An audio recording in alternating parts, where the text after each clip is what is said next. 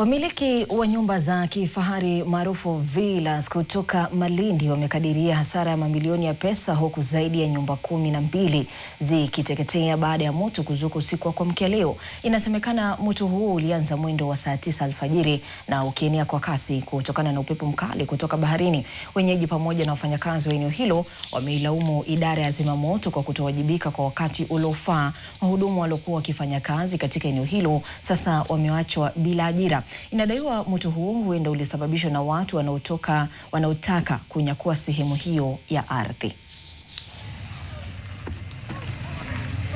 Nilipofika asubuhi nikasikia huo moto unawaka huko chini, na nikaenda kuangalia kidogo kama masaa mawili hivi, nikaona watu wanatoroka mbio. Kidogo moto ukawa umeshika kabisa huko chini, umewaka kabisa. Kufika hapa napata nyumba inachomeka, mpaka sasa bado inachomeka. Ni kama kila kitu kimechomeka. Kufika hapa watu wafanya ambao walikuwa hapa, lakini maji yakawa yameisha na wakawa gari imesimama pale. Sasa hivi wameambiwa wameenda kuchukua maji, mpaka sasa hawajarudi.